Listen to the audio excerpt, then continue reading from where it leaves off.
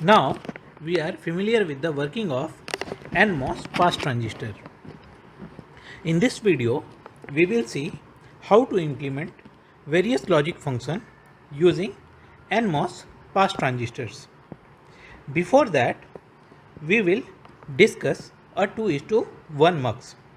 You might have studied 2:1 mux in your previous class. So let us see how exactly 2:1 mux works.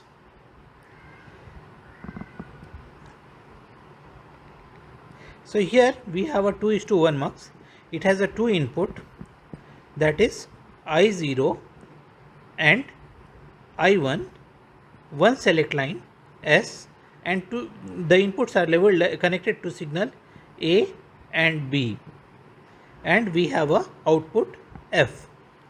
So if we want to write the logic expression for output F, it can be written as F is equal to S bar A or S B. Here I am assuming that the signal and its complement is available to us. Now the same thing, if I want to implement using pass transistors, I need two NMOS pass transistors connected as shown in the figure.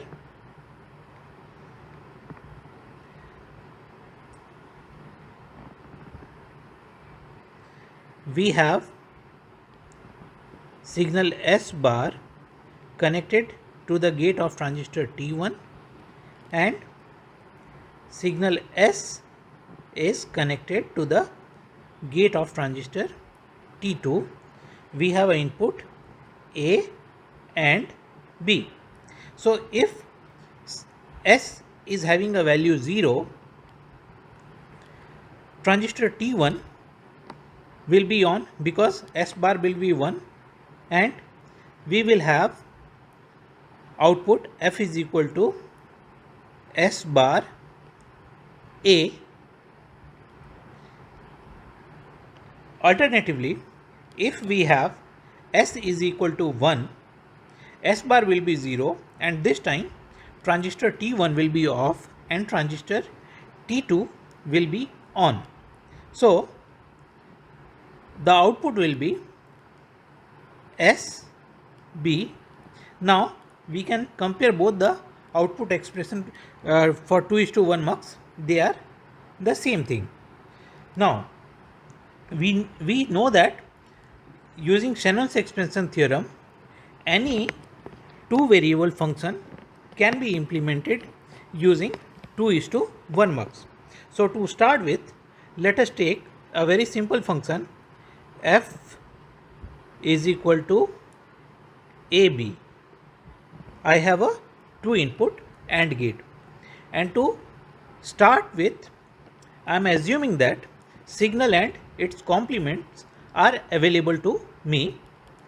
So first I am going to draw a 2:1 mux using NMOS pass transistor.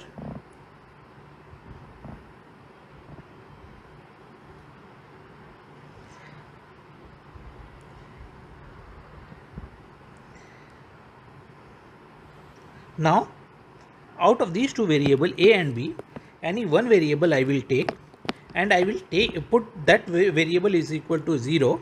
So F, I am selecting variable B is equal to 0. So if I am putting B is equal to 0, the output will be 0. Now I will take again F B is equal to 1. It is going to be A. So the function F is going to be equal to F B is equal to 0 or F B is equal to 1. This is what we have a Shannon's expansion theorem.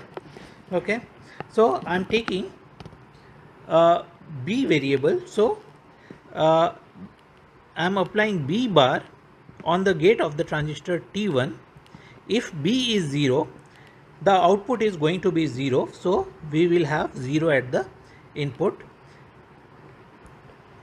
Similarly, if b is equal to 1, it is the value of a which is going to decide the output of two input AND gate. If a is 0, output is going to be 0, or if a is 1, output is going to be 1. So this is how we implement a two input AND gate using 2:1 mux. Now we'll copy this, and I'm going to give you the another example.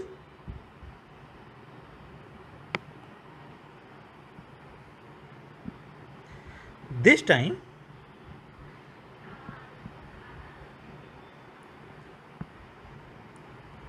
I am going to implement an inverter, that is f is equal to a bar.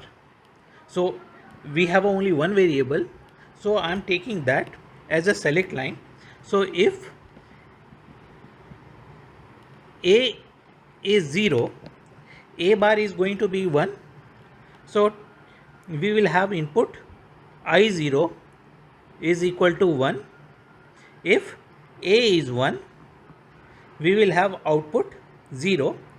So the I1 input will be connected to 0, and this is going to give me the function f is equal to a bar. Now I am going to implement a two input OR gate. So let us see how exactly I am going to implement this. I am taking b as a select line, and the function what I am going to implement is f is equal to a or b. So if b is equal to 0, the output is going to be a, because 0 or anything will be the given signal. So we will be implementing, or we will be connecting signal A to the input I0. Now if b is equal to 1, 1 or anything will give you the result 1, and hence input I1 will be connected to logic 1, and f is equal to a or b. Now let us see one more gate, that is two input XOR gate.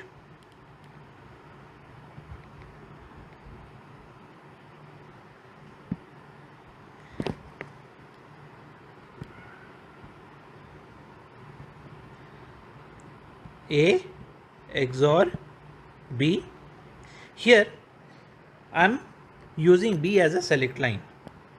Okay, if you want, you can also take A as a select line. Now if I want to write function f in the expanded form, I can write a bar b or a b bar. I have also assumed that signal and its complements are available to me. So if b is equal to 0, b bar is going to be 1, and it will give me the output a.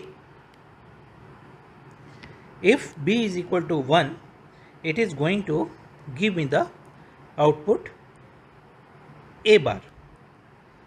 Now let us take the truth table of two input XOR gate and verify whether the given circuit is going to work as a two input XOR gate or not. So if a is not equal to b, f is going to be 1. So assume that a is 0,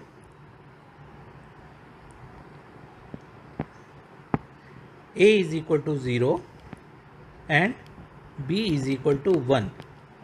So if b is 1, it is going to give me the output A bar, and A bar is going to be logic 1. Now, if both the signals A and B are same, it is going to give me the output 0. So, take the case A